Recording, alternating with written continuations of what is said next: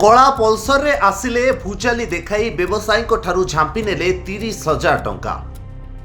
एमिति भयानक दृश्य देखा मिली ढेंकानाल जिला भुवन महिला कॉलेज निकटस्थ 53 नंबर जातीय राजपथ ओभरब्रिज उपरे एक कला पल्सर रे 3 जन दुर्बृत्त आसिले सोमवार दिन दुपहर रे घटाइले एमिति कांड। लुट्र शिकार होइछंती भुवन एनएसी 6 नंबर वार्ड मेडिसिन व्यवसायी दिलीप कुमार बैसाख।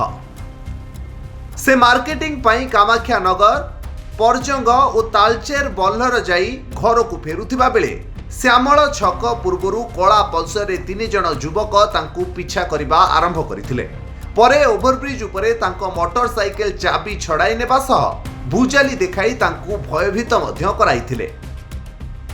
भयभीत कराई दिलीप ठारू टंका लुटी नेइथिले दुर्बृत्त। एहिपरि घटना भुवन अंचल पाई नीतिदिनिया घटना पालटिथिबा बेले घटना को नहीं अंचलवासी असंतोष प्रकाश करिसथि। सेही समय रे भुवन थाना पेट्रोलिंग गाड़ी बुलुथिला, तेबे दुर्बृत्तक संधान मिली पारि नथिला। घटना संपर्क में दिलीप भुवन थाना रे अभियोग करथिले। अभियोग पाई पुलिस रास्तार दुई पार्श्व थिबा व्यवसाय प्रतिष्ठान सीसीटीवी को जांच चलाइबा सहित तदंत आरंभ करिछि।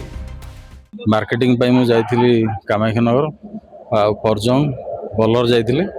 सेठू फेरला बेलू बाटरे पेट्रोल टांकी जो अच्छी ब्रिज उपर 3 जन पिला मते ओभरटेक करिया चाहिए गोटे पल्सर गाड़ी रे एवं पल्सर गाड़ी सी मते मु प्राय 94 रे थिली तेल पकाई घर को जाइथांती, किंतु से मते ओभरटेक करवा समय मोर चाबीटा को खोलीदेले तो गाड़ीटा रहीगला। मु मोर निजक रक्षा करने गाड़ीटा को रखिली स्लोरे, हाथटा भी घसी खंडिया मोर, यहाँ भी चिरी जाइए मोर।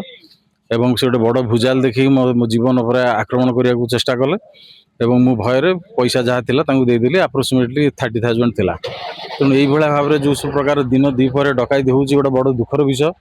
प्रशासन भी चुप रही एमती केवल गोटे नुहे बहुत प्रकार जिनस होगला कि आज पर्यंत किसी प्रकार एक्शन नौ ना साधारण जनता बर्तमान भय रही।